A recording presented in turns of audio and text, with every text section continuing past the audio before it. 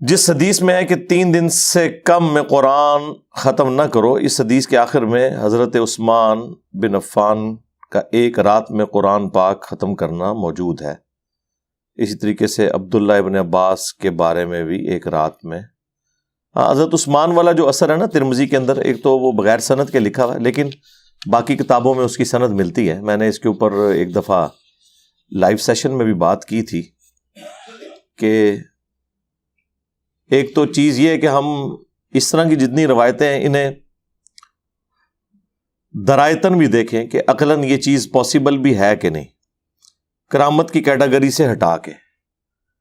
اس طرح کی کوئی کرامت ہوتی نا تو وہ اللہ کے محبوب صلی اللہ علیہ وآلہ وسلم کو معجزے کی شکل میں دی جاتی۔ اس کے برعکس ہمیں جو بخاری مسلم میں مل رہا ہے وہ تو بالکل ڈیفرنٹ ہے۔ ہم نے اپنے اس پلیٹ فارم کے لیے کرائیٹیریا رکھا ہوا ہے قرآن اور اس کے بعد بخاری اور مسلم، جس کے اوپر امت متفق ہے، اور جو چیزیں قرآن صحیح بخاری صحیح مسلم میں فٹ ان بیٹھتی ہیں ان کو ہم لے لیتے ہیں۔ جو فٹ ان نہیں بیٹھتی یا تو ان کی روایت کے اوپر کوئی کلام ہوتا ہے یا پھر اس کی کوئی تعویل تلاش کرنے کی ضرورت ہے۔ اس کی وجہ ہے کہ وہ اتنی احتیاط کے ساتھ چیزیں جمع نہیں ہوئی۔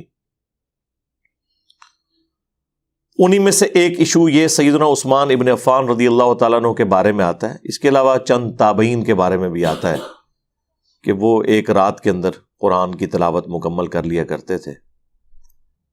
اس وجہ سے پھر غلام مصطفیٰ ظہیر صاحب نے فضائل قرآن والی کتاب کے اندر نا اسے بڑا ڈیفینڈ کیا ہے، لیکن جواز کی حد تک۔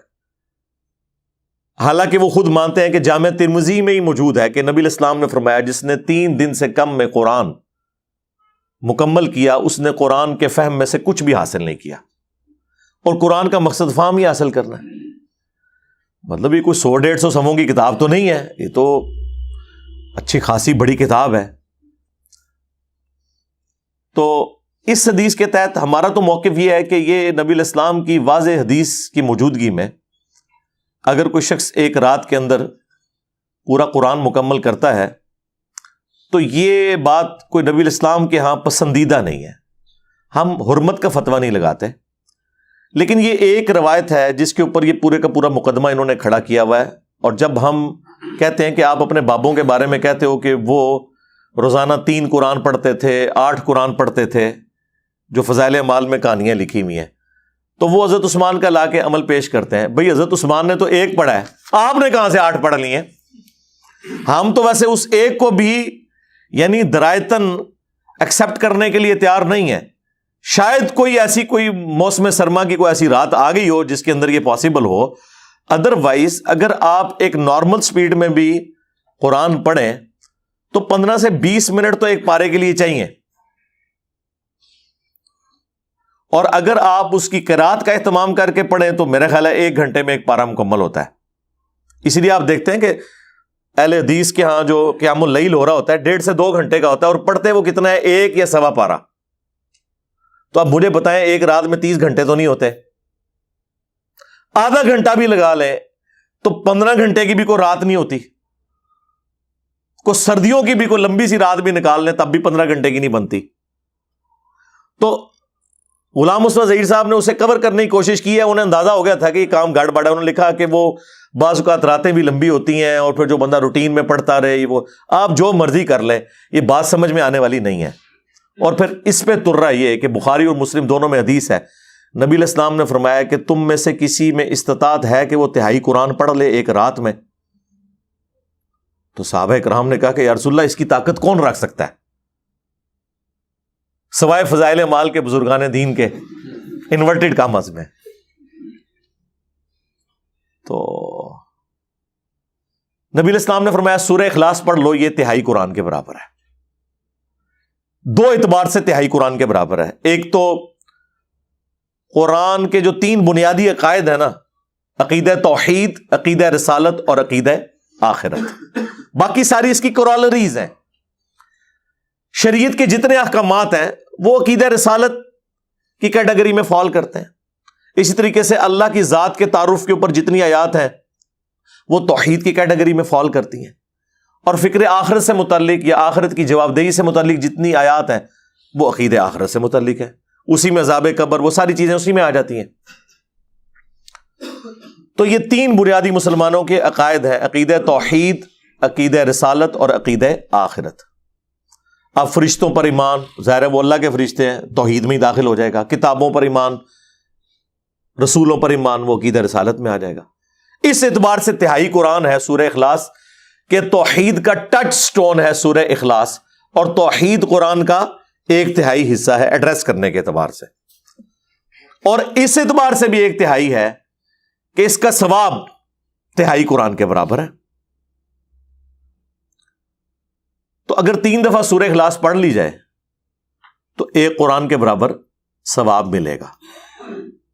تو اگر اس طرح کوئی 8 قرآن روزانہ کے پڑھتا ہے تو ہمیں تو کوئی اعتراض نہیں، 24 دفعہ سورہ اخلاص پڑھتا ہوگا۔ لیکن اگر آپ کہتے ہیں کہ نہیں وہ سٹارٹ سے لے کے اینڈ تک پڑھیں، تو پھر اس طرح کی باتوں کا مذاق ہی بنے گا نا، اور پھر آپ اسے کرامت بنا کے پیش کریں گے تو ہم کہیں گے کہ یہ کرامت اللہ کے نبی علیہ السلام کو کیوں نہیں حاصل تھی؟ جو آپ بعد کے لوگوں کے بارے میں کلیم کر رہے ہیں۔ سب سے زیادہ قرآن کے ساتھ شغف رکھنے والا کون تھا؟ اللہ کے نبی علیہ السلام۔ بخاری مسلم دونوں میں حدیث ہے کہ اللہ تعالی سب سے زیادہ توجہ سے وقت کے پیغمبر کو سنتا ہے جب وہ اللہ کی کتاب کی تلاوت کرتا ہے۔ یعنی یہ اللہ کو جو پسندیدہ ترین چیزیں ہیں نا، وہ اپنے نبی کی قرات سننا ہے قرآن پڑھتے ہوئے۔ تو نبی علیہ السلام کا تو اوڑھنا بچھونا ہی قرآن تھا، اتنا تھا کہ سورۃ المزمل میں اللہ تعالیٰ نے نبی علیہ السلام کی جو حالت دیکھی کہ آپ پوری پوری رات قیام کرتے ہیں، تو آپ کو کہا گیا کہ آپ تھوڑا ریلیکس کریں، آدھی رات کر لیں، چلے تھوڑا بڑھانا اس سے کر لیں، نہیں تو تہائی رات، پھر کل کو آپ کے اوپر مشکلات بھی آنی ہے جہاد اور قتال کے اعتبار سے، اور آپ کے ساتھیوں نے معاش کی تلاش بھی کرنی ہے، یہ ساری کی ساری چیزیں ساتھ اٹیچ ہیں، تو آپ قیام کو کم کریں۔ تو نبی علیہ السلام کا تو اوڑھنا بچھونا قرآن تھا۔ یہ جو 5 وقت نمازوں کا شیڈیول ہے، یہ تو مدینہ شریف میں سٹارٹ ہوا ہے، مکے کے بالکل اینڈ پہ جا کے واقعہ معراج ہوئی ہے، اور اس سے پہلے جو مکی دور میں 13 سال تک نبی علیہ السلام کا جو عبادت کا معاملہ تھا وہ رات کو قیام اللیل تھا، اس میں قرآن پڑھنا، کوئی 5 نمازوں کا شیڈیول نہیں تھا۔ لیکن وہ قیام اللیل آپ والا نہیں کہ 1.5 یا 2 گھنٹے والا، نہ بعض اوقات پوری رات، بعض اوقات 2/3 رات، بعض اوقات آدھی رات، نارمل تھا۔ اسی لیے بخاری مسلم دونوں میں آتا ہے نا، حضرت عبداللہ ابن مسعود رضی اللہ تعالیٰ عنہ کہتے ہیں کہ اگر میں جانتا کہ مجھ سے زیادہ کوئی قرآن جانتا ہے تو میں اپنے اونٹ بھگاتا، ان کے جگر جلا دیتا اس شخص سے قرآن حاصل کرنے کے لیے کہ جو مجھ سے زیادہ قرآن جانتا ہے۔ میں نے 70 سے زیادہ صورتیں حضور کے پیچھے قیام اللیل میں سن کے زبانی یاد کی ہیں، یعنی 114 میں سے 70 صورتیں حضرت عبداللہ ابن مسعود جو شروع کے 10 مسلمانوں میں ہیں، سابقون الاولون میں سے ہیں، اصحاب بدر میں سے ہیں، اور جب پرشین امپائر گری تو حضرت عمر نے انہیں چیف جسٹس لگایا کوفہ میں، وہ کہہ رہے ہیں میں نے 70 صورتیں حضور کے پیچھے سن سن کے زبانی یاد کر لی، وہ قیام اللیل کی وجہ سے۔ عرب کی کرائمنگ تو بڑی کلاس کی تھی۔ تو اگر کوئی ایسا معاملہ ہوتا تو وہ کہتے ہیں کہ میں جاتا قرآن سیکھنے کے لیے۔ اچھا، اس میں انہوں نے جو میں جتنی کی ہے نا، کوئی فتویٰ نہیں لگتا، یہ ان کی آنر ہے۔ آج اگر عمران خان صاحب یہ کلیم کرتے ہیں کہ میں نے 92 کا ورلڈ کپ جتایا، تو اس میں آپ یہ کہیں گے کہ متکبر ہے۔ یا جہانگیر خان کہتا ہے کہ جی میں 500 سے زیادہ مقابلوں میں ان بیٹن رہا ہوں، یہ کبھی بھی کسی بھی کھیل کی ہسٹری میں نہیں ہوا کہ کوئی شخص 500 دفعہ کھیلے اور ہارے نا، ٹھیک ہے۔ تو اس میں نہیں ہے، ان کی کنٹریبیوشن ہے۔ دین کے معاملے میں بھی جن لوگوں نے کنٹریبیوٹ کیا ہے وہ اس طرح بولتے تھے۔ اس زمانے میں کوئی کسی کے اوپر فتوی نہیں لگاتا تھا کہ تم متکبر ہو گئے ہو۔ تو صحابہ کرام علیہم رضوان میں قرآن سیکھنے کا جذبہ اور شوق یہ تھا، لیکن آپ کو کہیں اس طرح نہیں ملے گا کہ وہ 3 یا 8 قرآن اور یہ سب کچھ جو کچھ یہ انہوں نے فضائل اعمال میں لکھا ہوا ہے، اور پھر حدیثیں جب موجود ہوں کہ صحابہ کرام تو اس چیز کو سمجھ رہے ہوں کہ محال ہے، اور نبی علیہ السلام فرما رہے ہوں کہ اس نے قرآن فہمی کا حق نہیں ادا کیا، اور آپ یہ کہتے ہیں جناب کہ جی 61 قرآن امام حنیفہ رحمۃ اللہ علیہ جو ہے وہ پڑھ لیتے تھے رمضان شریف میں، وہ کہتے ہیں جی ایک دن کے وقت ایک رات کے وقت، تو یہ 30 روزے ہو گئے، تو 60 قرآن اور ایک تراویحوں میں بھی۔ تو رات میں تو وہ پہلے ہی پڑھ رہے تھے، تراویح میں کون سا قرآن سن رہے تھے؟ نہیں، وہ تراویح بھی پڑھتے سن جماعت نہ، بس وہ ایک ساتھ بنایا ہوا ہے۔ تو 61 قرآن انہوں نے مشہور کیا ہوا ہے، اور یہ فضائل مال میں لکھا ہے۔ میں نے پہلے بھی کئی دفعہ عرض کیا ہے کہ جیلم میں ہی تبلیغی مرکز بھی ہے۔ ایک دفعہ میں ظہر کی نماز کے لیے اپنے بچوں کے ساتھ گیا وہاں نماز پڑھنے کے لیے۔ ظہر کی نماز وہ عموماً لیٹ پڑھتے ہیں، تو گرمیوں میں سنت ہے ظہر کی نماز کو لیٹ پڑھنا، تو میں کبھی کبھار وہاں جماعت کے ساتھ نماز پڑھنے، جن دنوں میں پبلکلی اس طرح جایا کرتا تھا ان دنوں کی بات کر رہا ہوں، تو ظہر کے بعد وہ فضائل اعمال سے درس کا سلسلہ بھی کرتے ہیں، تعلیم جسے کہتے ہیں۔ تو میرے بچے چھوٹے چھوٹے، یعنی 10 سال سے کم عمر تھی دونوں کی اس وقت، تو وہ فضائل اعمال سے وہ یہی پڑھ رہے ہیں کہ جی ایک بزرگ جو ہے روزانہ 3 قرآن پڑھتے تھے، 8 قرآن پڑھتے تھے، اور یہ سب کچھ نا۔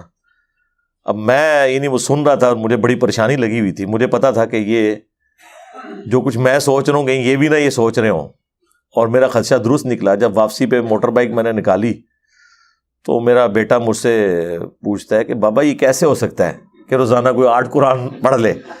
ٹھیک ہے، اب ظاہر ہے وہ اس وقت تک 3 دفعہ تو قرآن ناظرہ وہ کمپلیٹ کر چکا ہوا تھا، اب اس کو تو نہیں آپ دھوکہ دے سکتے کہ بھئی یہ کرامت ہو گئی یا کوئی ٹائم بڑھ گیا اور یہ ہو گیا اور وہ ہو گیا۔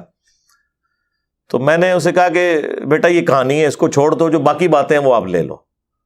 یہ آپ نے امت کو ایجوکیٹ کرنا ہے، ساتھ ساتھ یہ کہانیاں لکھ کے مر چکے ہیں، مصیبت ڈال گئے ہیں پچھلوں کو، اور پھر جب ہم ان لوگوں کی باتوں کا انالیسس کرتے ہیں، لوگ کہتے ہیں ہمارے بزرگوں کا مذاق اڑاتے ہیں۔ بزرگوں نے خود مذاق اڑایا۔ اب فضائل مال میں انہوں نے لکھا ہوا کہ جی 12 دن تک ایک بزرگ کا واقعہ ہے کہ ایک ہی وضو سے ساری نمازیں پڑھی، یعنی 12 دن تک نہ وہ سوئے، نہ انہوں نے کھانا پینا کیا، اور نہ ٹوائلٹ گئے۔ تو وہ کوئی بہت بڑے لیول کا کوئی، میرا خیال ہے grains book of world record میں اس مریض کا نام لکھنا چاہیے۔ کوئی مریض ہی ہوگا نا جس کی نہ ہوا جاری ہو، نہ اسے پیشاب آئے، نہ اسے بھوک لگے، یا وہ پھر بستر مرگ کے اوپر ہوگا اور اشاروں سے اس نے 12 دن تک یہ ساری نمازیں پڑھی ہوں گی، لیکن یہ تو نہیں لکھا ہوا، اور کہتے ہیں کرامت ہے۔ کرامت تو صحابہ کرام کو تو اس طرح کی کوئی کرامت حاصل نہیں تھی، اور اس زمانے میں تو سب کچھ نارمل چلتا تھا۔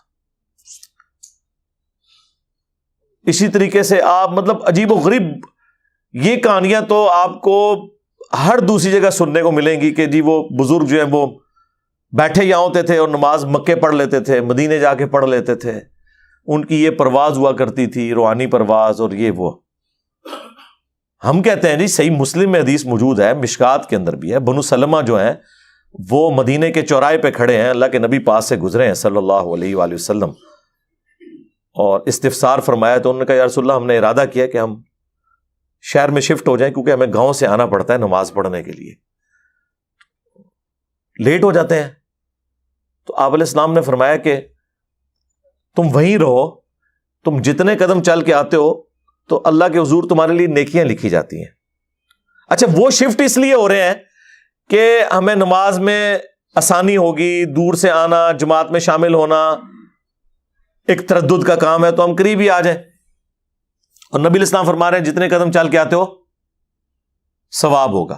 ان کے وہم و گمان میں بھی نہیں تھا کہ اڑ کے بھی کوئی آ سکتا ہے، نہیں تو نبی الاسلام فرماتے ہیں کہ بھئی تم تو بڑی شان والے ہو، تمہارے گھوڑے کے قدموں کی خاک جو گھوڑے کے نتنوں میں بیٹھے، جو ایک کہانی انہوں نے بنائی ہوئی ہے لمبی سی، اور اس کو کوئی غوث کتب ابدال نہیں پہنچ سکتا، اور غوث کتب ابدال تو جو ہے وہ ایک نماز مکے پڑھیں گے، ایک مدینے، ایک بیت المقدس، اور اس اون بھی پڑھتے نا بیت المقدس کے کوئی نہیں کہ اتنے اسرائیل دی فوج وڑن نہیں دینی انہوں نے، ٹھیک ہے، تو چھڑاتے کیوں نہیں ہیں؟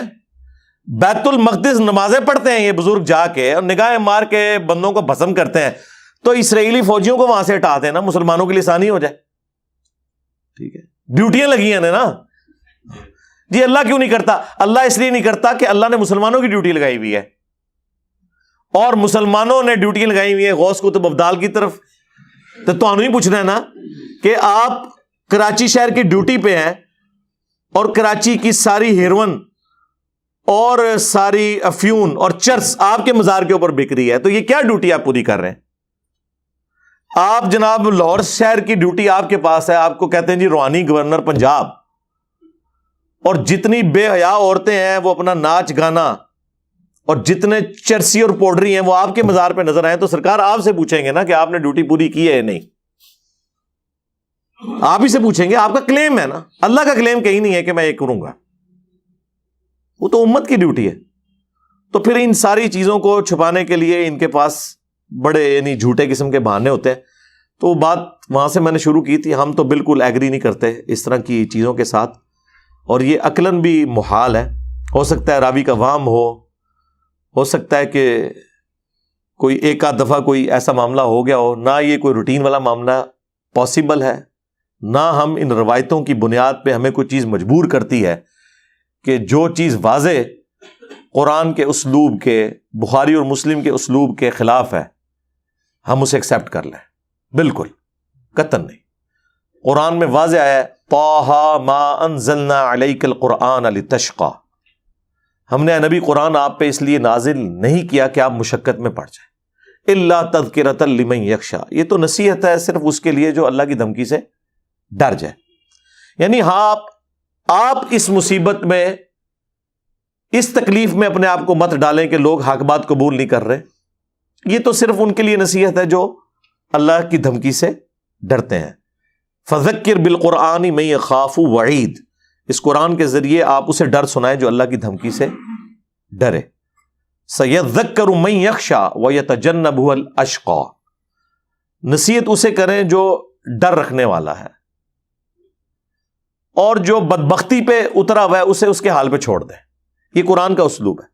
اس میں مشقت تبلیغ والی بھی ہے, اور قرآن کی تلاوت میں بھی اپنے آپ کو مشقت میں ڈالنا یہ بھی منع ہے. بخاری مسلم میں حدیث ہے کہ بس قرات اس وقت تک کرو جب تک کہ طبیعت ساتھ دے, جب نیند کا غلبہ ہو یا ایسا کوئی معاملہ ہو تو چھوڑ دو. اب مجھے بتائیں اس طرح کی مشقت کو اٹھا سکتا ہے؟ اور پھر آپ کو کہانیاں سنائیں گے جی ایک ٹانگ پہ 15 سپارے اور دوسرے پہ 15,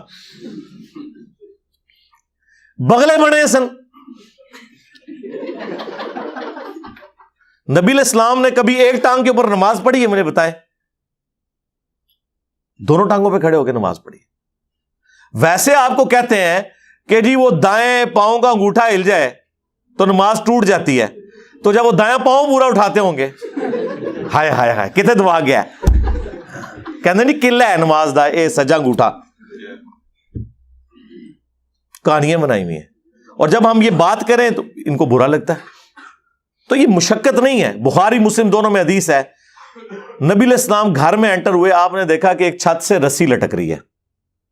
آپ نے فرمایا یہ رسی کیسی ہے؟ تو بتایا گیا جو آپ کی بیٹی ہے نا زینب, وہ رات کو قیام کرتی ہیں اور اپنا جوڑا اس کے ساتھ باندھ لیتی ہیں, کیونکہ بعض اوقات نیند کا غلبہ ہوتا ہے نا, تو وہ جب یوں بندہ جھکتا ہے نا, تو جب جوڑے کو اس طریقے سے پیچھے سے کھینچ پڑتی ہے تو ان کی آنکھ کھل جاتی ہے, اور پھر وہ نبی علیہ السلام نے فرمایا کھولو رسی. نماز اس وقت تک پڑھو جب تک کہ تمہاری طبیعت تمہارا ساتھ دیتی ہے. یعنی اپنے اوپر اس طرح کی مشقت ڈالنا, اور یہ کون کہہ رہا ہے؟ نبی علیہ السلام اپنی بیٹی کو. آپ ہمیں بے شک کہتے رہے 40 سال تک عشاء کے وضو سے فجر کی نماز, نبی علیہ السلام تو اپنی بیٹی کو یہ کام نہیں کرنے دے رہے. ٹھیک ہے, نبی علیہ السلام تو ان چیزوں سے ناراض ہوں گے. ہاں فضائل مال میں لکھا ہوا ہے کہ جی یہ جو آیت ہے نا ما انزلنا علیک القرآن لتشقیٰ, سورہ طٰہٰ کی, یہ اس وقت نازل ہوئی تھی کہ نبی علیہ السلام بھی اپنے آپ کو رسی سے باندھ لیا کرتے تھے تاکہ جب آپ کو جھٹکا لگے تو آپ کی آنکھ کھل جائے اور آپ جو ہے نا وہ قرات جاری رکھے. تو اس موقع پہ اللہ تعالیٰ نے نبی علیہ السلام کو منع کیا کہ قرآن اس لیے نازل نہیں ہوا کہ آپ مشقت میں پڑ جائیں. نعوذ باللہ. آپ دیکھیں کتنی بڑی جھوٹی تہمت رسول اللہ کے اوپر لگائی ہے انہوں نے. نبی علیہ السلام تو اپنی بیٹی کو یہ کام نہیں کرنے دے رہے. اور دوسرا، یہ قرآن کی آیت بتا رہی ہے کہ یہاں مشقت سے مراد ہے تبلیغ کی مشقت، کیونکہ اگلے الفاظ دیکھیں، ما انزلنا علیک القرآن لتشقى الا تذکرۃ لمن یخشی. یہ اس لیے نہیں نازل کیا کہ آپ مشقت میں پڑ جائیں کہ لوگ ایمان کیوں نہیں قبول کر رہے، یہ تو صرف ان کے لیے نصیحت ہے جو ڈر جائیں. فَلَعَلَّكَ بَاخِعٌ نَفْسَكَ عَلَىٰ آثَارِهِمْ إِن لَّمْ يُؤْمِنُوا بِهَٰذَا الْحَدِيثِ آسَفًا. کیا اپنے آپ کو اس غم سے ہلاک کر لو گے کہ لوگ اس قرآن پر ایمان نہیں لائے؟ یعنی نبی علیہ السلام کو تبلیغ کے اعتبار سے یہ بات کی جا رہی تھی، نہ کہ اس اعتبار سے جو یہ لوگ معنی لے رہے ہیں.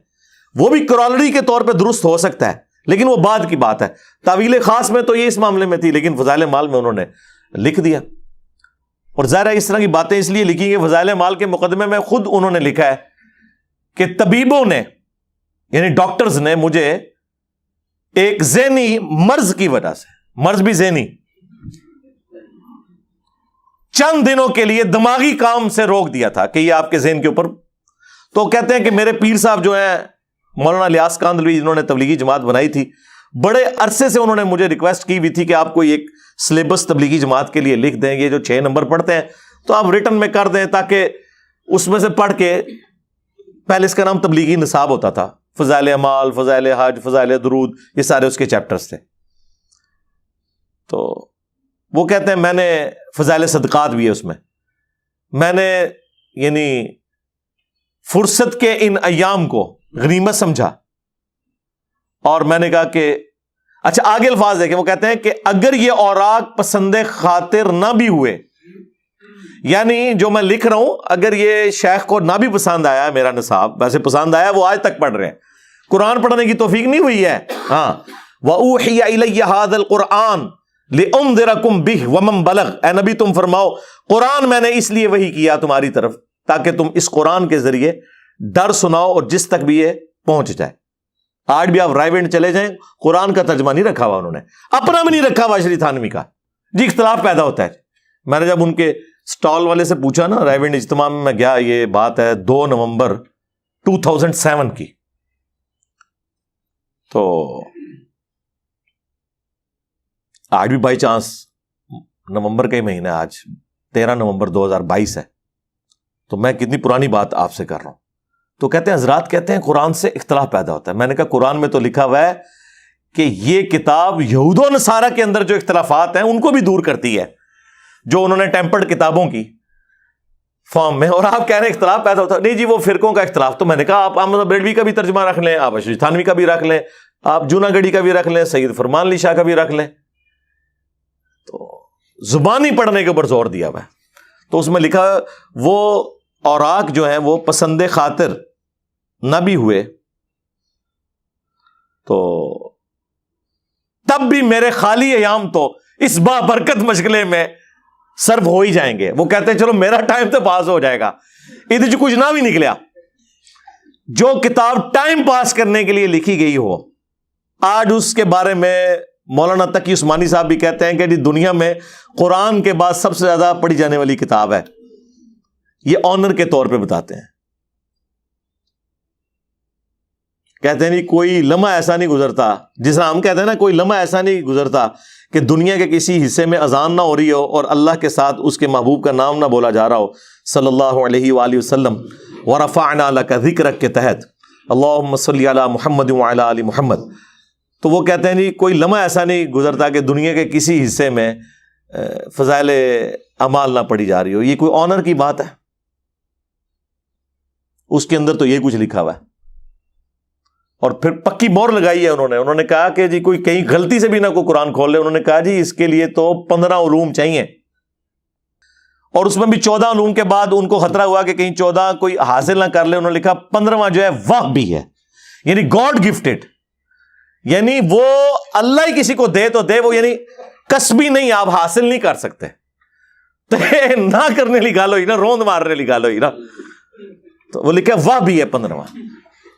یعنی اگر آپ کہنا میں نے 14 علوم حاصل کر لیے ہیں تو وہ 15 تو آپ کا ڈینائی کر ہی دیں گے کہ یہ تو یار صرف علماء دیوبند کو مل سکتا ہے، بریلوی کہیں گے یہ صرف بریلوی علماء کو مل سکتا ہے، وہابی کہیں گے صرف وہابی علماء کو مل سکتا ہے، شیعہ کہیں گے صرف شیعہ علماء کو مل سکتا ہے۔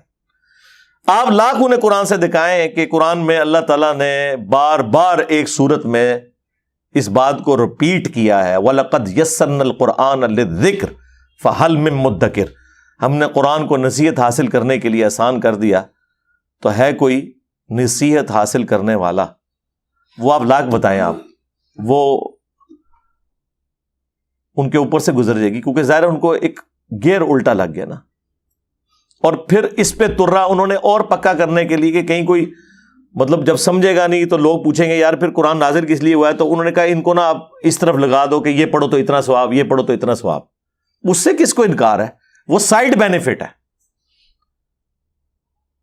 مجھے بتائیں ایک بندہ یہاں سے حج کرنے جائے اور وہ کہ میں نے جہاز کا سفر کیا، راستے میں مجھے یہ سینریز نظر آئیں، تو مقصد اس کا حج کرنا ہے یا وہ جہاز میں بیٹھ کے سیر کرنا اور سینریز دیکھنا ہے؟ لیکن وہ بینیفٹ تو حاصل ہوگا، وہ ہم نہیں کہہ رہے کہ مزہ نہیں آئے گا۔ کہاں 4 مہینے کا پیدل سفر مشکلات میں گھرا ہوا، تکلیف میں گھرا ہوا، اور کہاں 4 گھنٹے کی اب رہ گئی ہے وہ فلائٹ اسلام آباد سے جدے کی، کہاں 2 دن اور 1 رات کا سفر جدے سے لے کے مکے تک کا، اور کہاں 50 منٹ کی ڈرائیو۔ تو وہ تو ہے، لیکن مقصد حج و عمرہ کرنا ہے، مقصد سیر کرنا تو نہیں ہے۔ قرآن کا مقصد جو ہے وہ تو تذکیر ہے، اس سے نصیحت حاصل کرنا۔ وَأُوحِيَ إِلَيَّ هَذَا الْقُرْآنُ لِأُنذِرَكُم بِهِ وَمَن بَلَغَ، اے نبی تم فرماؤ میں نے قرآن اس لیے تم پر وحی کیا تاکہ تم اس کے ذریعے ڈر سنا دو، اور جس تک بھی یہ کتاب پہنچے اس کو انسٹرومنٹ آف دعوت نبی الاسلام کی قرآن ہے۔ اب وہ فضائل مال میں انہوں نے کیسے جان چھڑوائی اس سے؟ انہوں نے کہا جی احمد بن حنبل فرماتے ہیں کہ ایک رات میں نے خواب میں اللہ تعالیٰ کو دیکھا۔ کڈی وڈی کہانی ہے یارا، یعنی یہ پیکج اگر آفر ہونا ہوتا نا تو حضرت موسیٰ علیہ السلام کو آفر ہوتا، جو سورہ الاعراف کی آیت نمبر 143 میں آیا، جب انہوں نے خواہش کا اظہار کیا تو اللہ تعالیٰ نے کیا فرمایا؟ لن ترانی، تو مجھے نہیں دیکھ سکتا بلکہ پہاڑ کی طرف دیکھ۔ وہاں اللہ تعالیٰ فرما سکتا تھا کہ نہیں میں بعد میں امام حنیفہ کو بھی 100 دفعہ زیارت کروانی ہے، احمد بن حنبل کو بھی کروانی ہے، خواب والا پیکج ہے وہ لے لو۔ ہاں خواب والا پیکج نبی علیہ السلام کے لیے ہے، وہ جامع ترمذی میں موجود ہے، نبی علیہ السلام نے خواب میں اللہ تعالیٰ کو دیکھا، وہ بالکل صحیح سند کے ساتھ ہے۔ یہ حدیث ترمذی میں بھی ہے، مسند احمد میں بھی ہے، مشکات میں اس کا نمبر 748 ہے۔ اس حدیث کو امام ترمذی نے صحیح کہا اور ساتھ لکھا کہ میں نے اپنے استاد امام بخاری سے اس حدیث کے بارے میں خود پوچھا تھا، یعنی جنہوں نے صحیح بخاری لکھی ہے، تو انہوں نے فرمایا یہ حدیث صحیح ہے۔ یہ اگرچہ بخاری میں نہیں ہے لیکن اس حدیث کو امام بخاری نے انڈورس کیا ہے، اور امام ترمذی نے سند کی ضرورت نہیں، انہوں نے ڈائریکٹ امام بخاری سے اس حدیث کے بارے میں پوچھا ہوا ہے، اور انہوں نے ساتھ لکھا ہے یہ حدیث صحیح ہے کہ نبی علیہ السلام نے اللہ تعالیٰ کو خواب میں دیکھا۔ وہ اس پہ میری تفصیلی ویڈیو ہے، وہ آپ الگ سے دیکھ لیں۔ کہتے ہیں جی احمد بن حنبل نے دیکھا اور انہوں نے پوچھا یا اللہ میں تیرا قرب حاصل کرنا چاہتا ہوں، اس کے لیے سب سے بنیادی چیز، سب سے ضروری چیز، سب سے آسان ذریعہ کیا ہو سکتا ہے؟ تو اللہ تعالیٰ نے فرمایا کہ قرآن کی تلاوت کرنا۔ تو ظاہر ہے بالکل صحیح بخاری میں حدیث ہے کہ تم میں سب سے بہتر وہ ہے جو قرآن سیکھے اور سکھائے۔ ہاں پڑھے پڑھائے نہیں، سیکھے اور سکھائے۔ سیکھنا سکھانا صرف یہ نہیں ہے کہ آپ اس کی قرات کرنے کا فن سیکھیں، اس کی تعلیمات کو سیکھنا بھی ہے۔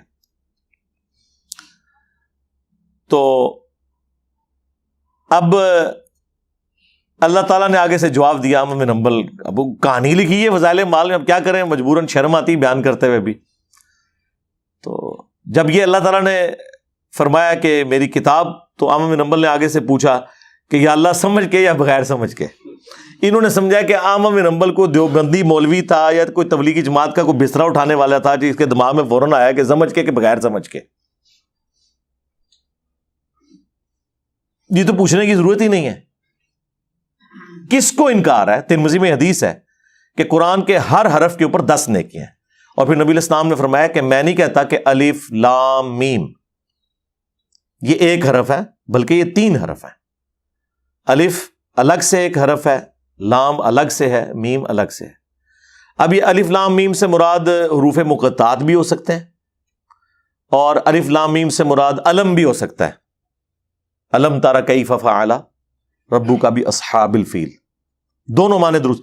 لیکن نبی الاسلام نے بیسیکلی یہ بتایا کہ ہر حرف پہ 10 نیکیاں. اس سے کس کو انکار ہے؟ وہ تو سائیڈ بینیفٹ ہے. مجھے بتائیں کہ احمد بن حنبل یہ کیسے جرت کر سکتے تھے، اور پھر آگے سے اللہ تعالیٰ پہ جھوٹ باندھا کہ اللہ تعالیٰ نے فرمایا کہ خواہ سمجھ کے پڑھو خواہ بغیر سمجھ کے. نعوذ باللہ. یعنی اللہ تعالیٰ قرآن میں امت کو کوئی اور بات بتا رہا ہے اور احمد بن حنبل کو خواب میں آ کے کوئی اور بات بتا دی ہے. اسی تو ہم کہتے ہیں خوابوں کا دین اور ہے، کتابوں کا دین اور. احمد بن حنبل کو کیسے اللہ تعالیٰ خواب میں یہ کہہ سکتا تھا کہ بغیر سمجھ کے بھی پڑھو کوئی مسئلہ نہیں ہے، جبکہ قرآن میں آپ کو بتاتا ہوں درجنوں آیات ہیں. لیکن اس کا ایک بڑا آپ سمجھ لیں کلائمیکس سورہ صاد میں ایک آیت ہے، بڑی ایکسٹرا آرڈنری آیت ہے. وہ آپ کو یہ فلسفہ سمجھا دے گی کہ قرآن نازل کس لیے ہوا ہے. آیت نمبر 29 سورہ صاد، سورت نمبر 38 آیت نمبر 29. کتاب انزلناہ الیک مبارک، یہ کتاب یعنی قرآن جو آپ کی طرف اللہ تعالیٰ نے نازل فرمائی ہے ہماری طرف سے آپ کی طرف، یہ وہ بابرکت کتاب ہے. لیدبروا، یہ نازل اللہ تعالیٰ نے فرمایا میں نے اس لیے کی ہے تاکہ لوگ تدبر کریں آیات ہی، اس کی آیات پر. تلاوت نہیں، صرف تدبر، غور و تفکر کریں. وَلِيَتَذَكَّرَ أُولُو الْأَلْبَابِ، اور نصیحت حاصل کریں اس سے جو عقل والے ہیں. یعنی جو مینٹل ہے، پاگل ہے، مجنون ہو گیا ہے، دماغ خراب ہو گیا ہے، اس کے اوپر تو شریعت کا قلم اٹھ گیا. جس کو اللہ نے عقل دیا ہے، جو روٹی منہ کے راستے کھاتا ہے، ویسے تو پاگل بھی منہ کے راستے ہی کھاتے ہیں، یعنی جو تھوڑا بہت اپنا دماغ استعمال کر سکتا ہے نا، قرآن میں اس کے لیے نصیحت ہے. اور نہیں جی وہ متقین کے لیے، جی ہدی للمتقین. آپ کو کس نے یہ بات بتا دی ہے کہ متقین کا مطلب داڑھی پگڑی پیری مریدی ڈگری ہے؟ اس کا تو مطلب ہے عام بندے کے لیے ہدایت ہی نہیں ہے. اور پھر قرآن کی اس آیت کا کیا کریں گے؟ ہدی للناس وبینات من الہدی والفرقان شہر رمضان الذی انزل فیہ القرآن ہدی للناس وبینات من الہدی والفرقان. رمضان کا مہینہ وہ ہے جس میں قرآن نازل ہوا جو پوری انسانیت کے لیے ہدایت ہے. اور صرف ہدایت نہیں، ہدی للناس وبینات من الہدی، اور ہدایت کے روشن دلائل ہیں اس میں، والفرقان، اور یہ حق اور باطل میں تمیز کرنے والی کتاب ہے. صحیح بخاری میں نبی علیہ السلام کے لیے بھی آیا محمد فرق بین الناس، محمد لوگوں میں حق اور باطل کے درمیان فرق ہے، صلی اللہ علیہ وآلہ وسلم. تو ہدی للمتقین کا مطلب ہے ہدایت ہے ان کے لیے جو ڈر جائیں. وہ داڑھی والا بھی ہو سکتا ہے، بغیر داڑھی والا بھی ہو سکتا ہے، نمازی بھی ہو سکتا ہے، بغیر نمازی بھی ہو سکتا ہے. جو ڈر جائے اس بات سے کہ جس اللہ نے میری مرضی کے بغیر مجھے پیدا کیا وہ میرے ساتھ کچھ بھی کر سکتا ہے، اور مرنے کے بعد مجھے پیش ہونا ہے اس کے سامنے. جو بھی اس تصور سے ڈر گیا اس کے لیے قرآن میں ہدایت ہے. اور جو اس تصور سے نہیں ڈرا، چاہے وہ کسی اسلامی جماعت کا امیر ہی ہو، کوئی مذہبی پیشوائی ہو، 2 فٹ لمبی اس کی داڑھی ہو، اور پورے تھان جتنی اس نے پگڑی سر پہ باندھی ہوئی ہو، اس کے لیے قرآن میں کوئی ہدایت نہیں ہے اگر وہ ڈرتا نہیں ہے. ہدی للمتقین کا مطلب یہ ہے. ہدی للمتقین کہتے ہیں، ساتھ ہی اپنے بزرگوں کے نام لینا شروع کر دیتے ہیں.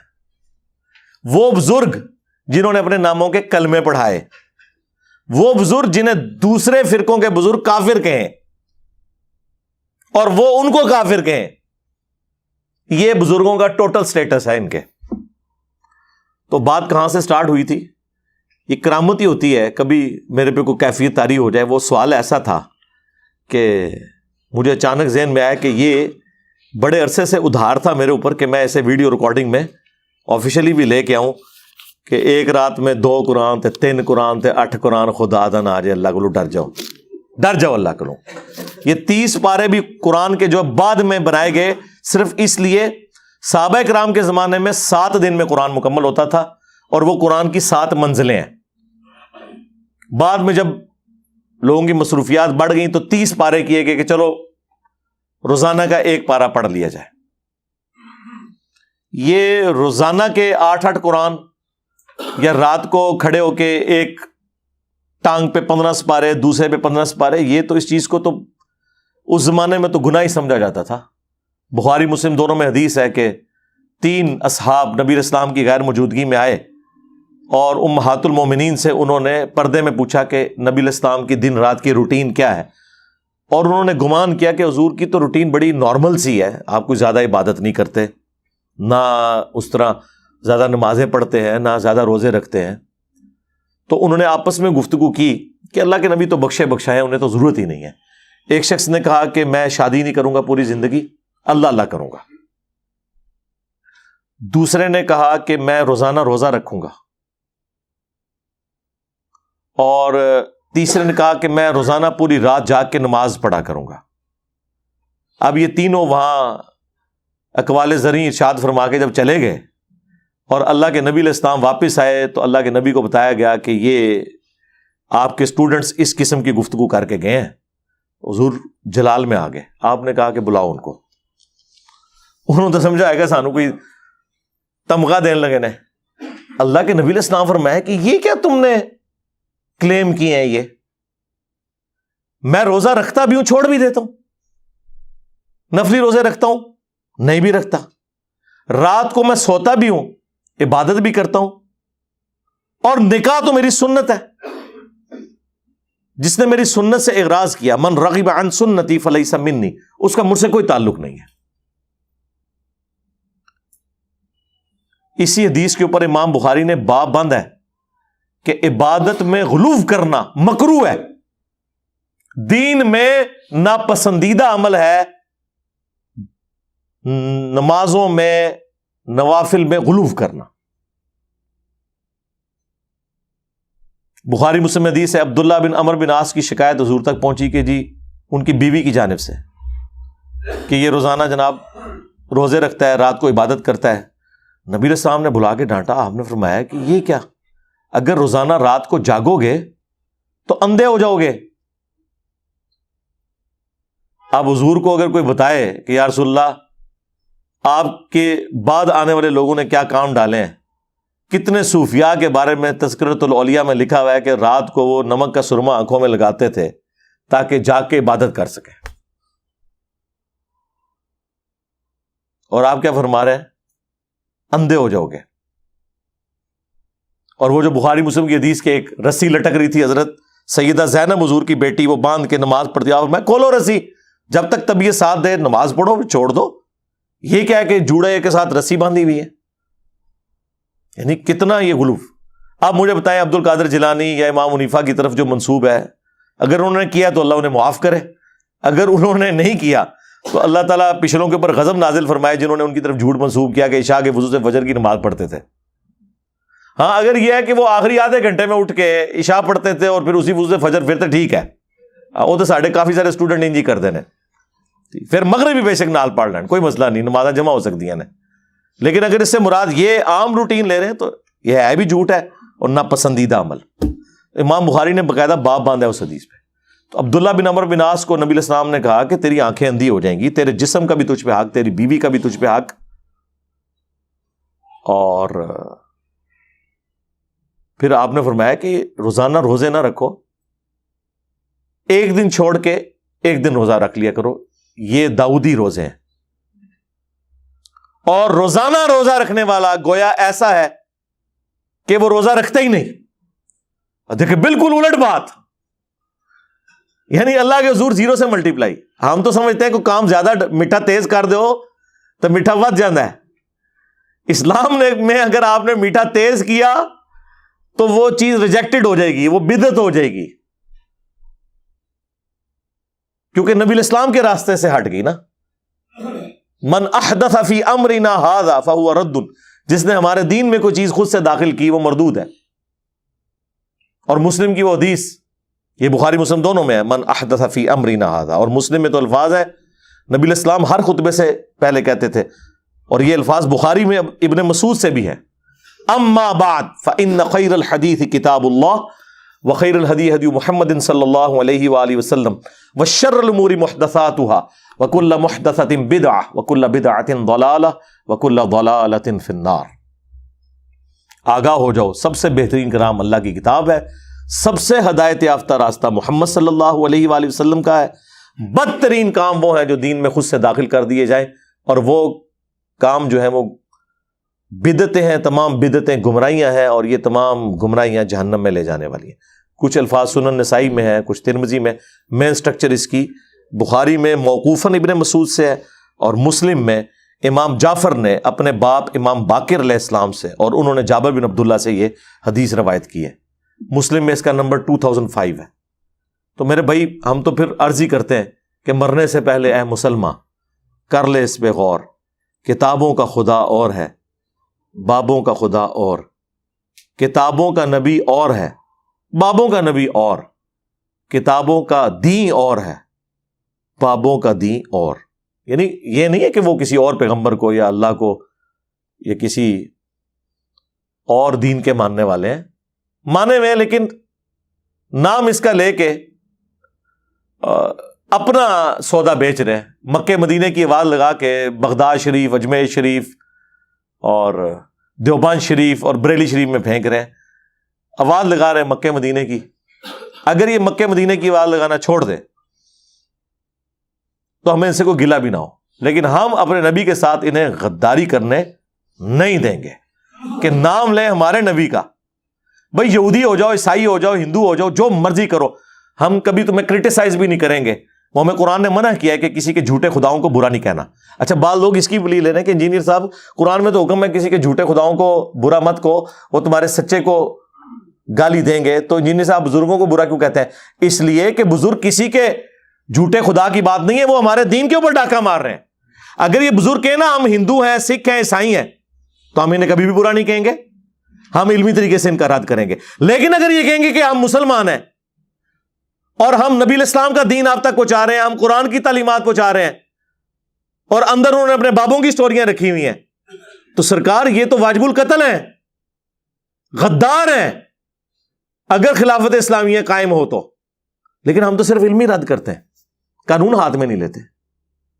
آپ کہہ رہے ہیں گالی دینے کی بات، یہ تو بہت آگے تک بات ہے، یہ غدار ہے۔